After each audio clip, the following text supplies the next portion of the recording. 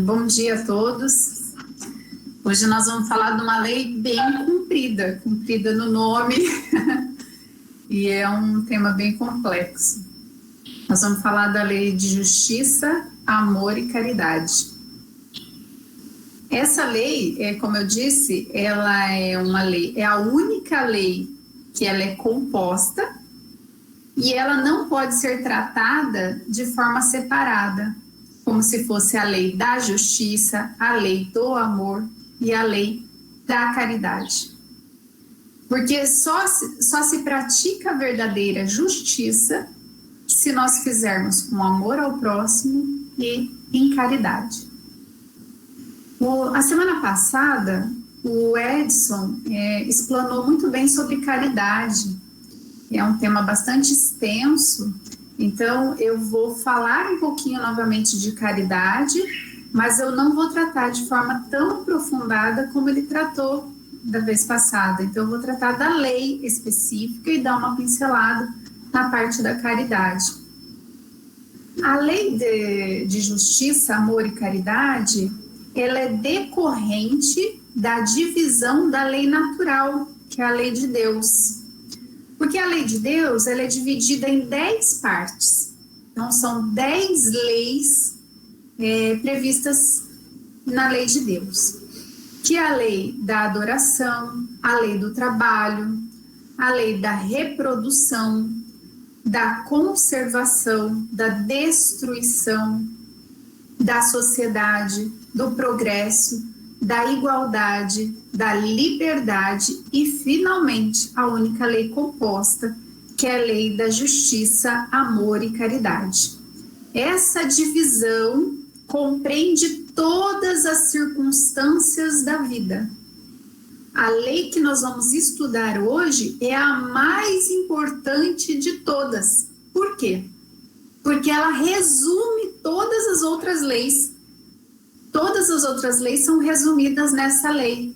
Lei de justiça, amor e caridade. E é essa lei que dá o adiantamento, que adianta o nosso progresso moral e espiritual de cada um. Está lá na questão 648 do Livro dos Espíritos. Haroldo Dutra, ele faz uma palestra a respeito dessa lei e ele explica muito bem sobre a unicidade dessa lei. Por que unicidade? Porque a gente não pode separar a justiça, não pode separar o amor e não pode separar a caridade. Ele informa que lá nos tempos de Jesus, naquela época, os hebreus enxergavam o ser humano cuja essência não estava nem na consciência e nem no coração, mas sim estava nas entranhas, né, que é localizado mais no ventre. Por isso que as emoções eram refletidas todas no ventre. Então, sabe aquele frio na barriga que a gente sente determinada emoção? Ou às vezes até mesmo o intestino da gente solta, de repente, por conta de uma emoção. Então, os hebreus achavam que não era da cabeça, a cabeça é muito externo, então não podia vir isso da cabeça, nem do coração. Como o sentimento deles era gerado na barriga, naquele frio na barriga, então eles entendiam que eram as entranhas que comandavam tudo. As entranhas, lá saíam as emoções, os sentimentos e as ideias de cada pessoa. E hoje é bom até falar numa parte do que eles pensavam antes e o que a ciência médica descobriu, tem falado hoje. Eles têm afirmado hoje que o nosso intestino é o nosso segundo cérebro. Uma curiosidade aí pra gente. E daí surgiu a expressão mão esquerda e mão direita. A mão esquerda, ela representa a justiça. Então é a mão esquerda que vai dizer pra gente o que é certo ou errado. E a mão direita é a nossa capacidade de doar. Mas essas duas mãos, elas são regidas por nossas entranhas, que é representada no amor, no sentimento, na emoção. Para a gente conseguir entender melhor, para quem é mais ou menos da minha idade, nós tínhamos na época os nossos emojis também, que eram desenhos que nós fazíamos. Vou até mostrar aqui para vocês que eu imprimi um. Vocês lembram desse desenho que a gente fazia? Às vezes, né, na minha época. Então, tinha um coraçãozinho e ele exprimia alguns sentimentos. Então, vamos imaginar que esse coração aqui é o amor, né? E a mão esquerda, ela representa a justiça, e a mão direita, ela vai representar a caridade. Então, lembrando lá daquele emojis que a gente fazia em sala de aula, desenhava, só para a gente conseguir visualizar, que é uma lei bem complexa. Então, lá na época de Jesus, por isso que falou-se que não saiba a mão esquerda o que deu a mão direita. Porque quem faz doação, ele faz jorrar o amor de Deus. Ele representa todo aquele amor de Deus. Então, segundo a tradição hebraica, o ser humano, ele tem que saber dar e receber. Ele tem que saber também receber, não só dar.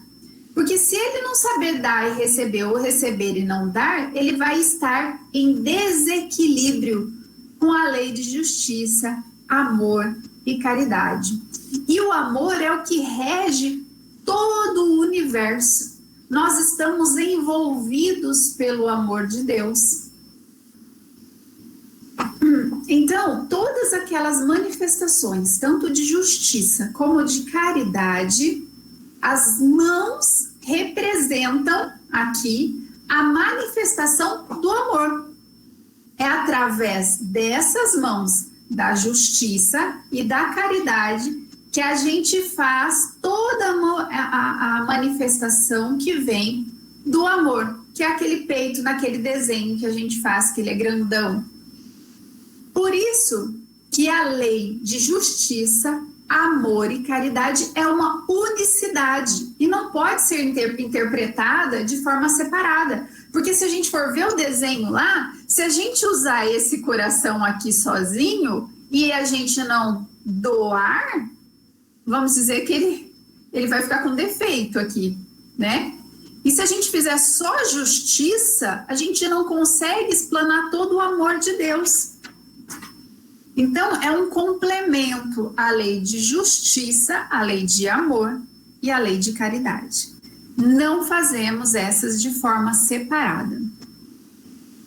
Se a lei ela fosse unitária, né? A lei de justiça, a lei de amor e de caridade, ela não seria uma lei justa. Isso está lá na questão 879 do Livro dos Espíritos, que tem o seguinte questionamento: qual seria o caráter do homem que praticasse a justiça em toda a sua pureza? A resposta é assim: o verdadeiro justo, a exemplo de Jesus, porque praticaria também o amor ao próximo e a caridade, sem os quais não há verdadeira justiça.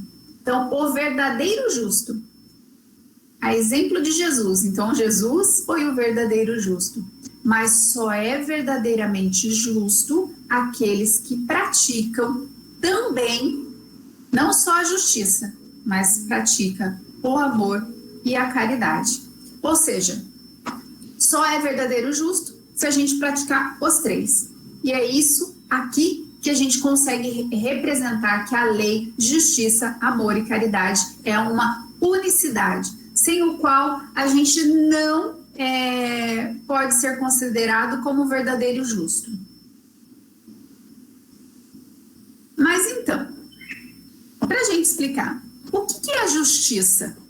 A gente não sabe certinho o que é justiça. Se nós formos vermos lá no dicionário do Aurélio, é a conformidade com o direito. É a virtude de dar a cada um o que é seu.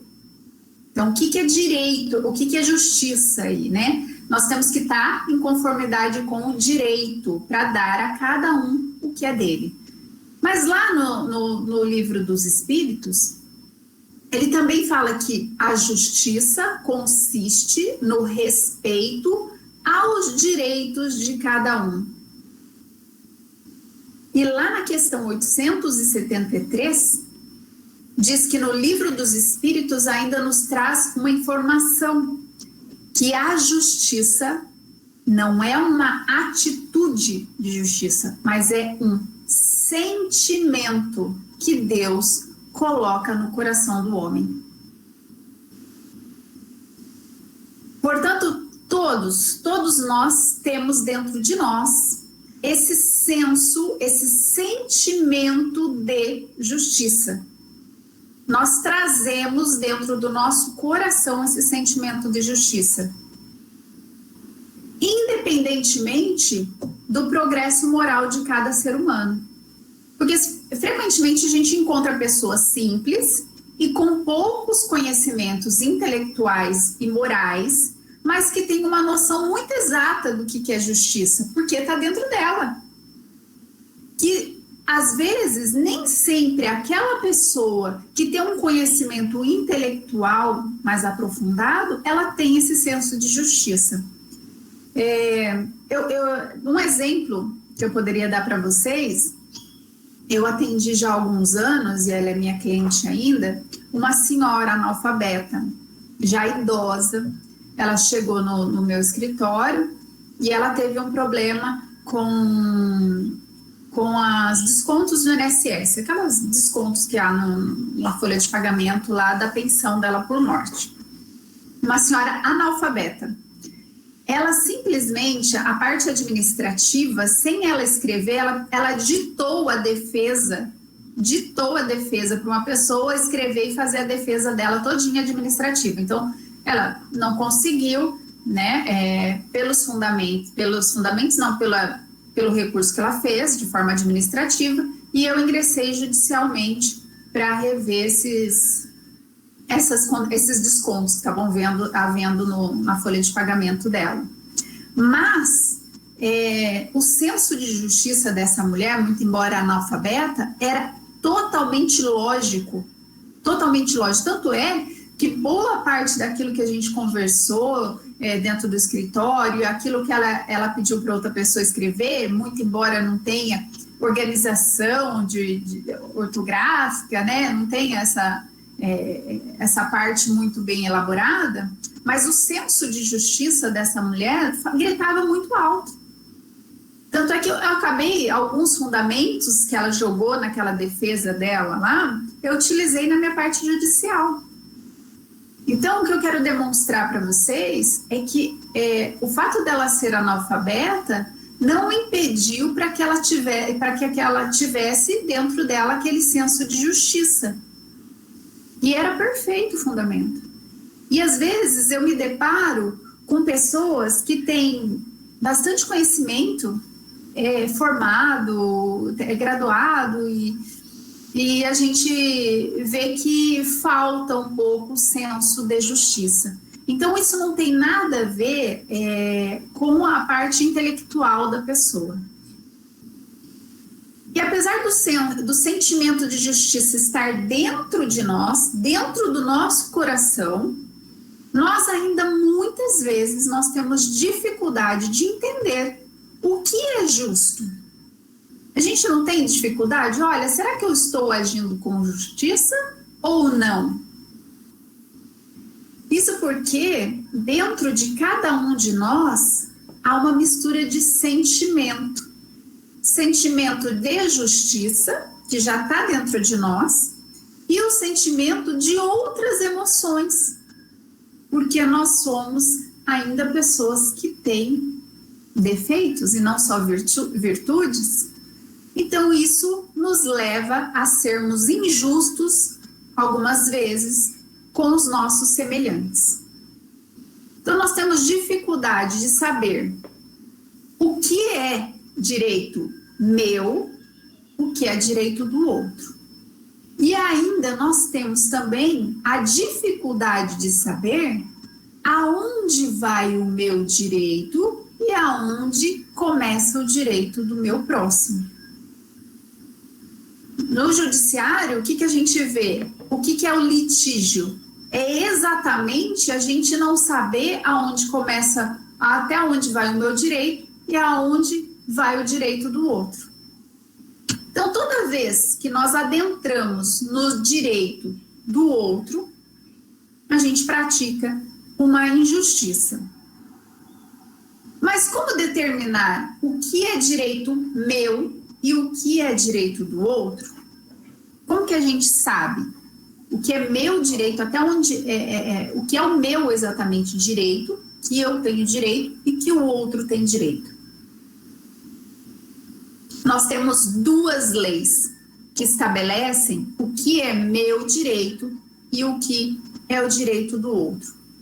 Nós temos a lei humana e nós temos também a lei natural, que é a lei de Deus. A lei humana, ela é feita pelos homens, de acordo com o costume de cada época, sendo que elas podem ter, os direitos, eles podem variar de acordo com o progresso de conhecimento do ser humano. Então, tem leis que hoje a gente fala assim, nossa, que lei antiquada, que lei injusta, né? Mas que naquela época, se nós formos analisar, era uma lei aparentemente justa, porque ela regulava uma situação da sociedade daquela época. Então, nós temos a lei humana. Então, nós vamos dar exemplo aí da lei humana, que antes era uma lei, digamos, legal, né? Porque seguia os métodos lá de aprovação de lei, mas que talvez a gente via como injusta. Hoje a gente analisa como injusta, mas para aquela época, para aquela população, era justa. Falando em lei humana. Exemplo, lembra a legislação que tratava sobre a escravidão, a legislação que tratava de direitos relacionados à mulher, que hoje, que se nós comentássemos aqui esses direitos entre aspas, né, relacionados à escravidão ou à mulher, nós falávamos, nossa, mas que lei monstruosa, que lei injusta, como algum dia houve uma previsão legal entre os homens que previa isso daqui. Mas essas regras, elas regulam a relação social daquela época, que não necessariamente podemos falar que tratava-se de regras justas, muito embora elas eram regras legais, pois passaram naquele tempo pela aprovação normal do processo legal de aprovação da lei. E nós temos também, para a gente saber qual o nosso direito, também nós temos a lei natural ou a lei de Deus. Ela é trazida lá por Jesus. Desejai para os outros o que querereis para vós mesmos. Essa é a lei natural, é a lei de Deus. É isso que Deus coloca em nossos corações e que representa a verdadeira justiça. Assim, na incerteza do que eu devo fazer em relação ao meu semelhante, devemos, em dada circunstância, perguntar: o que eu desejo que o outro me faça numa situação semelhante? Você tem que colocar na situação do outro. Uma coisa é muito importante, é que não existe meia justiça para Deus. Ou aquela ação que você vai praticar é justa ou ela é injusta, independentemente do tamanho do prejuízo ocasionado para o seu semelhante. O Donizete Pinheiro, que é nosso palestrante aqui na casa, ele tem um livro que ele fala sobre um olhar sobre a honestidade. Não sei se vocês conhecem esse livro aqui, ó, muito bom. Ele trata de vários temas sobre honestidade. Ele fala sobre as pequenas desonestidades. citando exemplos de comportamentos adquiridos por hábitos. Pois ele descreve no livro dele que as grandes desonestidades são pequenas desonestidades que cresceu. Olha que interessante. As grandes desonestidades são pequenas desonestidades que cresceu. A gente começa pelo pequenininho. Então ele cita o exemplo, por exemplo, de uma criança que ele vem em casa e traz um livro de um amiguinho. Aí os pais não obrigam a devolver. Essa criança ela vai acostumando com essas facilidades de adquirir os seus bens sem qualquer esforço. E num grau muito elevado, essa criança pode até se tornar um cleptomaníaco. Então nós começamos do pequenininho. Por isso que só se tornou grande a desonestidade, porque ele começou do pequenininho, ele foi crescendo. E tem vários exemplos. A pessoa que joga o lixo dentro do bueiro comete a mesma injustiça daquelas indústrias que poluem a natureza. A pessoa que suborna um policial em virtude de uma infração de trânsito comete a mesma injustiça daquela pessoa que corrompe um funcionário para vencer uma licitação. A pessoa que furta aqueles pequenos produtos no supermercado, um chocolate, alguma coisa, ela comete a mesma injustiça daquela pessoa que rouba um banco. Porque nós temos que lembrar que nós não estamos falando do que nós estamos falando do que é justo e do que é injusto, e não a extensão do dano que a gente causa para o semelhante. Não importa o tamanho do dano que você causa para o outro, é injusto e ponto. É contrário à lei de Deus e ponto. Mas, pensando bem, se nós não... Por exemplo, eu vejo aqui, eu moro aqui perto do Atacadão. Toda vez eu caminho aqui no bairro e eu percebo que na rua do Atacadão ali, o pessoal toma iogurte, bolacha, e tem um terreno baldio logo na saída ali do Atacadão. Toda vez que eu passo ali, eu falo, não acredito. A quantidade de potinho de iogurte, de bolacha, de coisa que as pessoas vão jogando, é um produto. Mas é questão de... Aí nós vamos ver a extensão do dano também. Mas se eu jogar e todo mundo que passar pelaquela rua jogar um potinho de iogurte, se todo mundo fizer isso, nós vamos criar um grande problema para a população. São através de pequenas atitudes que a gente, digamos assim, a gente vai ver o que é justo, o que é injusto na maior extensão ou na menor extensão. Só que isso vai causar prejuízo para todo mundo. Se eu roubar só um pouquinho de dinheiro público, só um pouquinho, não tem problema? Mas se várias pessoas pensar da mesma forma e roubar só um pouquinho do direito do dinheiro público, não causa um grave problema para toda a população? E é isso que a gente vem sofrendo, muitas vezes na saúde, na educação. É isso que a gente tem visto. Então, nós temos que abolir qualquer atitude que venha trazer um mínimo de prejuízo ou de violação ao direito do outro. Porque o meu prejuízo pode ser pequenininho, diante de uma extensão enorme. Mas se cada um pensar em fazer um pequenininho de um problema, de uma injustiça, isso daí pode ficar grandioso. Então, cada um de nós temos que fazer a nossa parte. Em todos os tempos, a gente vê que o homem procura prevalecer só o seu direito pessoal. A gente vê em várias áreas. E na religião cristã, a gente toma esse direito pessoal por base do direito ao próximo. Então, eu não posso fazer ao próximo o que eu também não gostaria que fizesse para mim.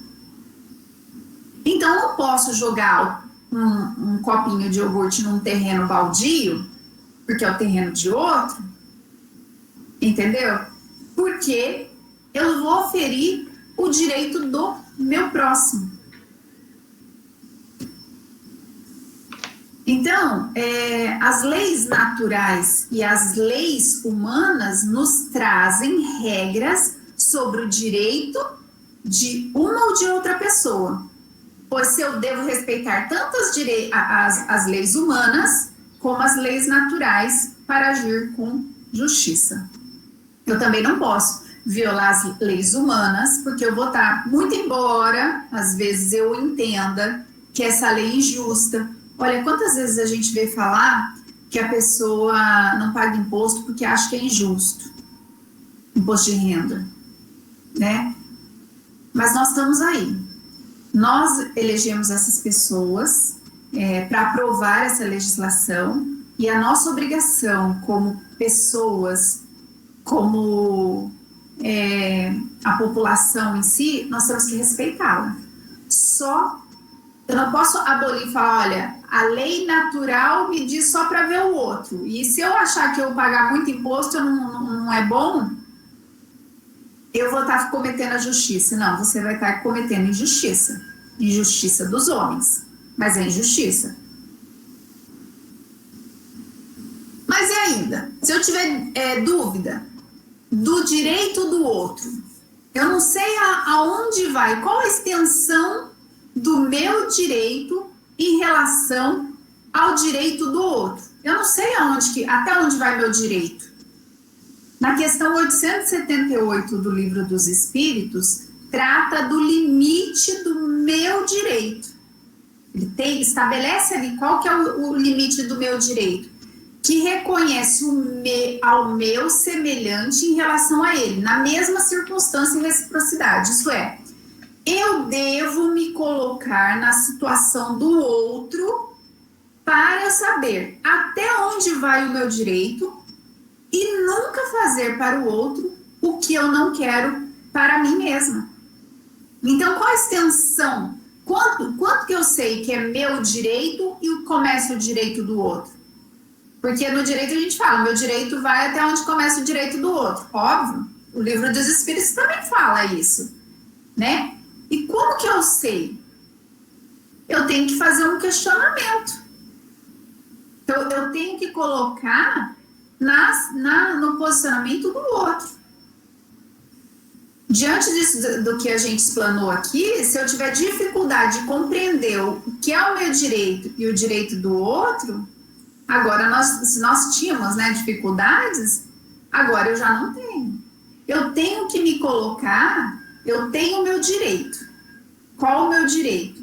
É me colocar, o meu direito vai até onde começa o direito do outro. Eu tenho que seguir as regras das leis naturais, que é a lei de Deus, e tem que seguir as regras humanas. E o meu direito vai até o limite do direito do outro. Como que eu sei? Me colocando na posição do outro. Se eu me colocar na posição do outro, o que eu faria? Até onde eu iria? Essa é a extensão. Isso é a justiça.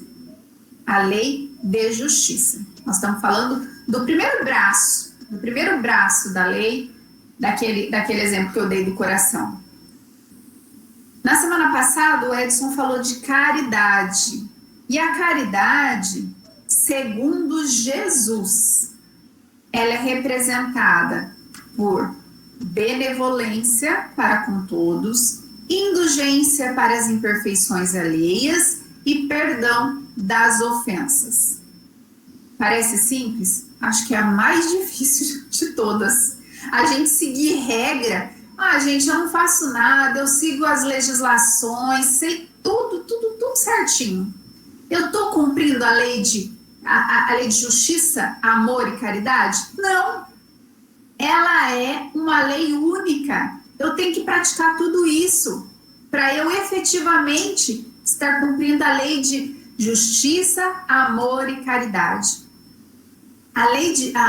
Então, dentre esses braços da lei do amor, né, nós temos a caridade. A benevolência é você fazer o bem para o próximo, independentemente da pessoa. Muitas vezes a gente tem dificuldade de fazer o bem para o próximo. E aí a gente pode falar na caridade, que a gente vê muitas vezes, tem a caridade que a gente fala moral e a caridade material. A moral aí, eu entendo que é a mais difícil de todas. Porque a caridade moral, você tem que dar o que você é. Ela exige da gente valores espirituais. Nessa caridade, na caridade moral, nós temos que nos colocar na situação do outro, nos compadecer da situação do outro. Então, a caridade moral aí, ela é muito mais complexa. A caridade material, muitas vezes, não exige esse comprometimento, nem esse aprimoramento daquele que faz a caridade. Muitas vezes a gente participa de uma campanha de doação, a gente doa algum produto, mas sequer a gente está envolvido emocionalmente com aquela pessoa que recebe, a gente não se coloca na condição daquela pessoa. Por isso, às vezes, essa caridade é um pouco mais fácil do que a caridade moral. Essa caridade, a gente tem que falar, a caridade é válida? É válida, é por aí mesmo que a gente começa, a gente tem que começar por algum lugar.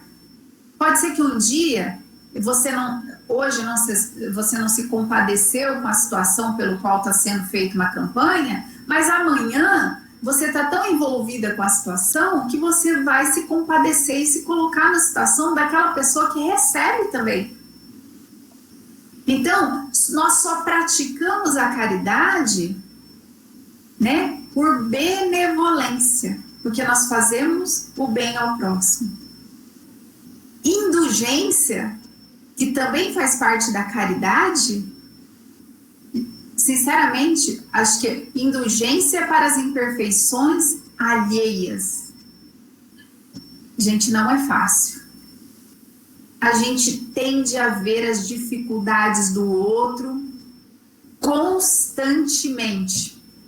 Constantemente. A gente, aliás, às vezes a gente não vê as dificuldades do outro. A gente sempre vê as imperfeições. Então, a gente percebe que a pessoa que não consegue se relacionar com outra, ela não é indulgente. De forma alguma. Porque ela não consegue olhar o outro, destacar as virtudes do outro. Ela só vê defeito. E ela não consegue se comunicar com o outro. Ela não consegue viver em sociedade. E o perdão das ofensas é a libertação completa das pessoas. Você perdoar as ofensas das pessoas. A gente já eu tratei numa outra palestra que a gente falou de perdão e arrependimento, que o perdão das ofensas é aproveitado a nós mesmos, que o perdão é favorecido apenas àquele, a gente mesmo, a gente que perdoou. Então, esse é o outro braço do amor. Esse é o outro braço do amor, a caridade. Nós falamos da justiça, nós falamos da caridade, que todas essas são manifestações do amor. A caridade, que é importante nós falarmos também, que a gente estava falando sobre a caridade material, ela não se restringe apenas a dar esmolas. Muitas pessoas acham que a caridade, ela restringe a dar esmola, dar alguma coisa. Mas ela abrange todas as relações que nos acham perante os semelhantes. Seja ele estiver em situação inferior a nós, iguais ou superiores. Então a gente não precisa, a caridade não se restringe de forma nenhuma a dar esmolas. Nós temos que ver a questão da caridade moral, que é a mais difícil que nós falamos lá. E o Espiritismo nos assevera que fora da caridade não há salvação. Uma vez que só com a prática da caridade é capaz de nos salvar das próprias imperfeições, nos libertarmos dos nossos egoísmos, os sentimentos que é incompatível com a lei da justiça, do amor e da caridade. Então, fora da caridade não há salvação. Porque só assim, só com a caridade nós vamos nos libertar dos nossos egoísmos, das nossas imperfeições e realmente praticar a lei, efetivamente a lei de justiça, amor e caridade.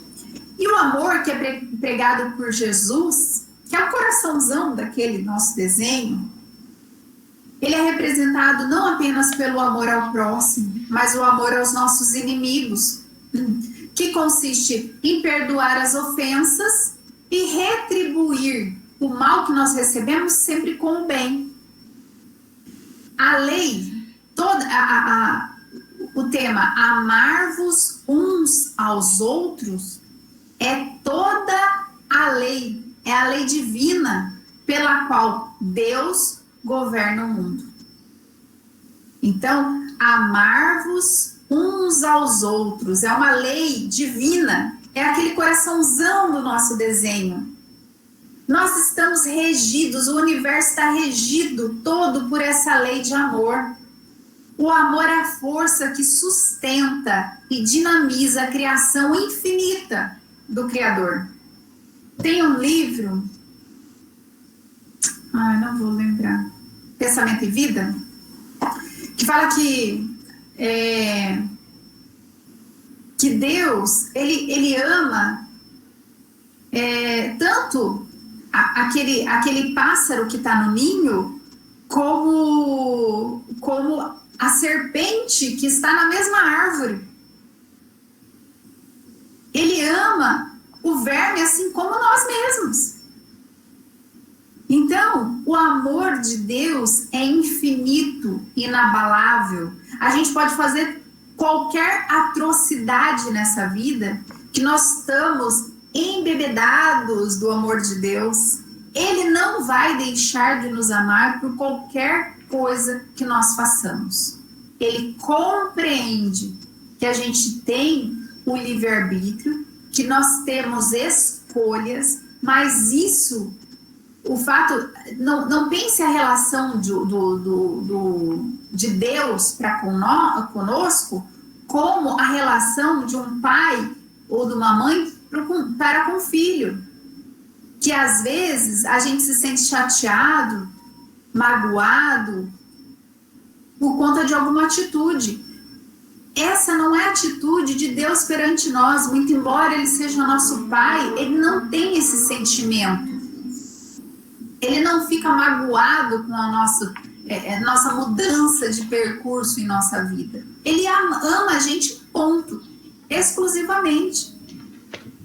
Então nós temos que lembrar novamente que a mão esquerda e a mão direita, essas partes são o meio pelo qual há a manifestação do amor. A lei de justiça, amor e caridade, elas andam juntas em sintonia para que a pessoa se torne um homem justo, como foi Jesus.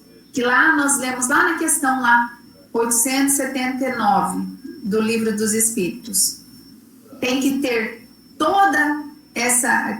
nós temos que andar com a justiça e não só fazer o bem, seguir as regras legais, mas nós temos que dar também, fazer a caridade, e tudo isso movido pelo amor, que a justiça e a caridade é movida pela lei do amor. Então não adianta apenas eu seguir as regras humanas e a lei de Deus, falando que eu faço todo bem para todo mundo, que eu age dentro do amor ao próximo, mas eu não faço caridade. Então está faltando um braço meu. Eu tenho que fazer, para seguir tudo isso, eu tenho que seguir as leis humanas, a lei de Deus, eu tenho que fazer, não fazer o mal para ninguém, eu tenho que agir sempre no amor ao próximo, com benevolência, indulgência e perdão das ofensas. Fácil? Jamais. Mas nós estamos em processo de progresso moral, intelectual e principalmente espiritual. E dentro desse desenho, novamente, que eu passei, a justiça e a caridade, ela vai se expressar, elas são formas de expressão aí do amor. Sabemos que a aplicação da lei de justiça, amor e caridade depende do nosso progresso moral e espiritual. Cada um está no seu processo evolutivo. Nós sabemos que o exemplo do verdadeiro justo foi Jesus. Mas nós temos que nos espelhar nele e seguir em frente rumo à perfeição. A gente não pode desanimar, a gente não consegue ainda ser um homem justo, como nós estudamos aqui agora, né?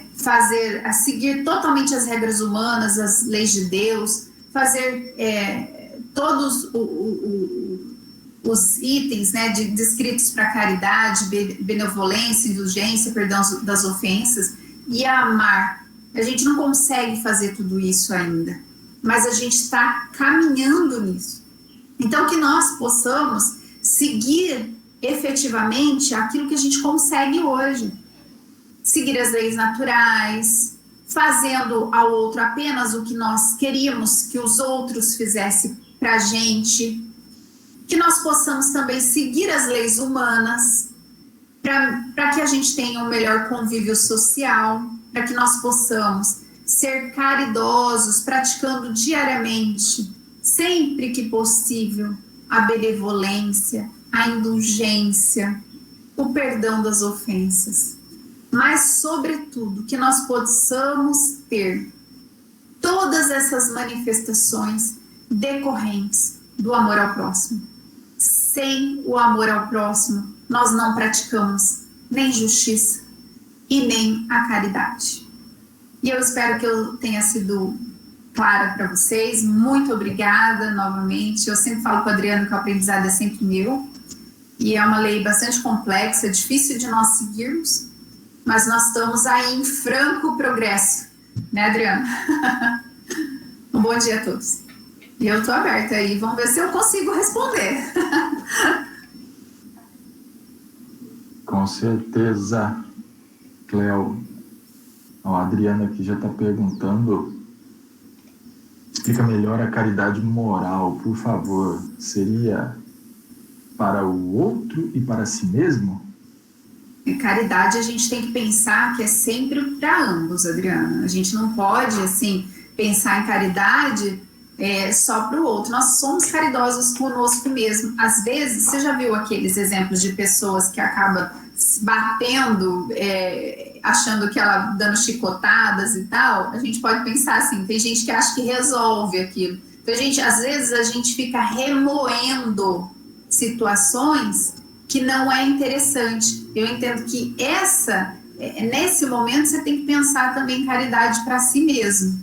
Mas a caridade moral aí, que a gente falou que é bem mais difícil, é a gente se colocar na situação do outro. A gente ser compadecido com a situação do outro. A gente passar na rua e verificar que uma pessoa está deitada, dormindo na rua, e a gente se compadecer daquela pessoa. A gente se colocar na situação do outro, que é o ponto principal. E por isso que a gente fala, às vezes a gente critica muito as pessoas, né? Por exemplo, esse exemplo que eu dei do cara que está dormindo na rua, a gente fala, esse cara aí não gosta de trabalhar, não gosta de nada, mas a gente não se coloca na situação do outro, imaginar o que a pessoa passou ou está sentindo para ela estar naquela condição ali. Tem alguma coisa para acrescentar, Adriano? Eu sempre lembro que a caridade material, no caso, é uma consequência da moral, né? Porque quando você já tem dentro de si esses conceitos, essas leis já internalizadas, então eu penso, eu sinto de acordo com as leis, de acordo com a justiça, então a caridade material ela vem como consequência, né? Ela vem como uma continuidade. Ao contrário, se você não tem isso dentro de você, Você não vai fazer caridade material, você vai dar esmola, você vai fazer qualquer outra coisa, mas você não vai fazer caridade material. Então, não é caridade, não é caridade, é esmola, é diferente mesmo. Exatamente. Então, quando ela falou perguntando de caridade moral, né, em relação ao próximo e a si mesmo, é exatamente isso. Quando eu já consigo internalizar tudo isso, compreender mais profundamente, então, naturalmente, tudo que eu faço a nível de comportamento, e esse comportamento se exterioriza também no mundo material em relação ao próximo ou a mim, isso vai ser caridade, né? Então, para mim isso é tudo muito interligado e uma coisa é consequência da outra. Ok, Adriana? Bom, nós estamos abertos. Se alguém quiser fazer alguma outra pergunta, ó, a Cleo pode abrir o microfone, pode fazer no microfone mesmo, ou então pode escrever no chat para a gente. Nós temos ainda mais alguns minutinhos, ó, mais alguns 8 minutos para a gente conversar. Caso não tenha... O Donizete não quer esclarecer, porque ele tem um livro muito bom a respeito disso, hein? Ele pode falar muito bem sobre honestidade, sobre justiça.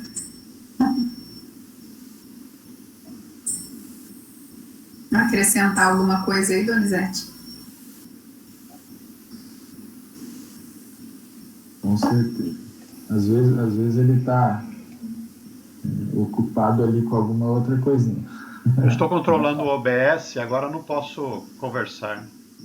Nossa. Então tá bom, obrigado, Donizete. Eu queria fazer um comentário rapidinho sobre... você falou bastante sobre justiça, né? E eu lembro que eu... estudando um pouco sobre virtude, que é a base, né, das nossas ações para o bem, porque a justiça, como você falou, é você respeitar o direito do outro, né? E tem limites. E se você simplesmente não entrar no direito do outro, você está praticando a justiça, né? Basicamente, assim, ao pé da letra.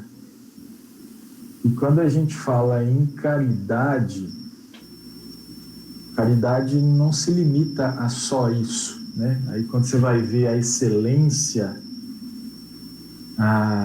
aquilo que torna a caridade agradável aos olhos de Deus, né, ao entendimento dele, é quando você sai de si mesmo, né, quando aquilo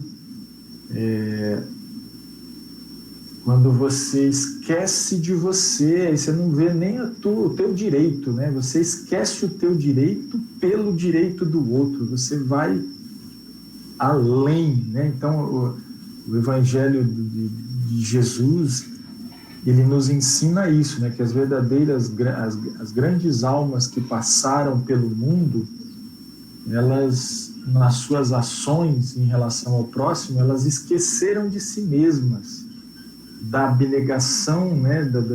Dessa abnegação em relação a elas mesmas.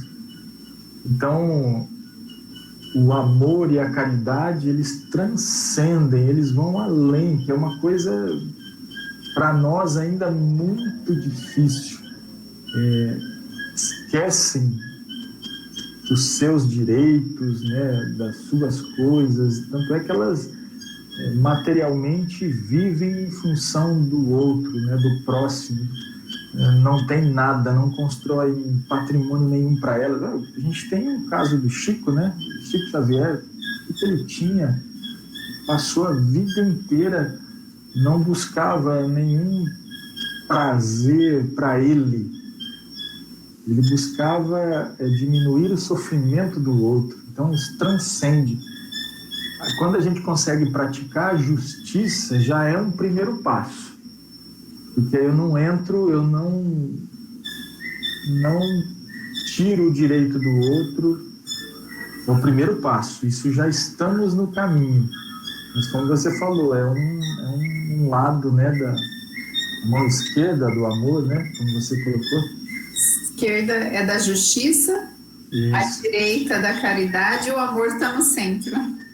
Exatamente. Então, assim, é isso que eu sempre... essa mensagem muito forte quando você fala de caridade, né, de amor, é que quando a gente conseguir chegar nesse nível, a gente esquece de nós mesmos. A gente não pode pensar só nessa hipótese. Chico realmente, ele conseguia camas, porque ele tinha uma cama velha lá, ele conseguia muitas doações de cama. Mas eu penso também naquelas pessoas que prestam socorro, sabe? Você já viu a enxurrada levando alguém, o cara pega e pula no meio e fala, poxa, ele tá também colocando a vida dele em risco. Então é a mesma coisa. Aí não só a questão financeira. A Adriana fez outra pergunta aqui. Quando a gente se revolta com a injustiça, não estou sendo indulgente? Devo compreender mesmo sabendo que é injusto? Não estou sendo indulgente? Você está achando que você está revoltada por causa daquela situação? Você entendeu aí, Adriana? Indulgente, na verdade, é você não... aceitar as imperfeições do outro. Você não ficar... revoltado, é o contrário, né? Pelo que eu estou entendendo. Quando eu estou me revoltando, eu não estou sendo indulgente. Porque se a gente olhar pelo olhar do Espiritismo, né, que nos ensina que a injustiça pode ser aqui, momentânea, mas que não existem vítimas, né? Se eu estou sendo injustiçado, essa injustiça, para quem comete, ele está realmente adquirindo um débito com a lei, para ele, individualmente. Né? Que nós temos aquele ensinamento que fala que o escândalo é necessário, mas ai por quem os escândalos vierem. Quer dizer, o mal ainda é necessário, quer dizer, alguém comete uma injustiça. Quem está cometendo a injustiça está adquirindo um débito perante a lei de causa e efeito, ele vai suportar o efeito. Mas quem foi injustiçado não é uma vítima perante a lei de Deus. Ou aquilo é uma consequência do que eu fiz no passado, a lei de causa e efeito também agindo para com ele, ou então é uma provação que ele pediu, que aquilo é importante para o crescimento dele. Então, nesse caso, né, esse olhar da doutrina nos faz não nos revoltarmos, pelo contrário, aproveitarmos a oportunidade como um aprendizado, né, que é o que fala a lição do capítulo 5 do Evangelho, bem-aventurados os aflitos. Não é porque eu só estou sofrendo em si mesmo que eu sou bem-aventurado. É que se eu aproveitar aquela oportunidade, né, do sofrimento, a minha postura diante do sofrimento, de não me revoltar, de entender o contexto, e aí eu aproveito a lição, mostro o que aprendi.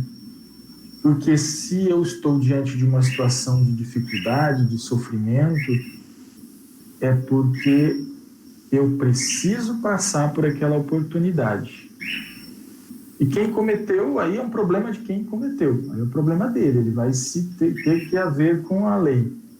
Tanto é que tem uma pergunta no Livro dos Espíritos, eu não lembro qual pergunta que fala exatamente sobre isso, né?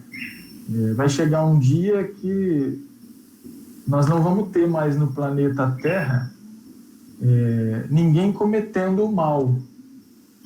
Aí não teria mais como praticar a justiça de Deus. Aí os Espíritos respondem, bom, mas não é esse o objetivo? Quer dizer, aqui no planeta Terra, quando ninguém mais praticar o mal, não vai ter mais essas injustiças, né? A lei de Deus vai ser praticada aqui na terra como é praticada no céu, né? No mundo espiritual. E aí não vai haver mais injustiça, porque não tem mais ninguém necessitado de passar por essa situação. Não sei se eu consegui responder a tua pergunta, Adriana. Tudo bem? A única coisa assim que ela tem que pensar também, Adriano, que quando ela não é indulgente, né, ela está imperfeita, né? Então, assim, por mais que ela a indulgência, ela tem que se colocar na situação do outro, né? Analisar por que o outro praticou aquela injustiça, mas ela não se revoltar. Exato. A questão aí é a revolta. É a revolta. A indulgência é uma visão muito parecida com do adulto com a criança, né? Você aceita a criança como ela você consegue perceber na criança as virtudes e as imperfeições que ela tem, mas você sabe que ela está num processo de aprendizado, ela é uma criança. Então, mais ou menos esse olhar de indulgência é em relação do adulto com a criança. Você sabe que é transitório e que com a sua ajuda você pode ajudar a criança a crescer, a entender. E isso não faz você se revoltar com as atitudes da criança. Olha que interessante. Quando a gente começar a perceber, a entender que a gente pode fazer isso também de adulto para adulto, mas não como um olhar de homem, de adulto para criança, mas de espíritos imortais em condições psicológicas diferentes, e ele ainda não tem a capacidade de compreender, às vezes, alguma coisa que eu já tenho, mas ele vai aprender, ele é um espírito imortal, que as experiências vão fazer com que ele aprenda, e com a minha ajuda, com o meu exemplo, eu também consigo fazer com que ele aproveite as oportunidades. Então, a indulgência tem esse olhar maior, né? Eu consigo ter uma visão maior do contexto, entendo a situação e não me revolto. Eu sei que aquilo vai passar e nós vamos crescer.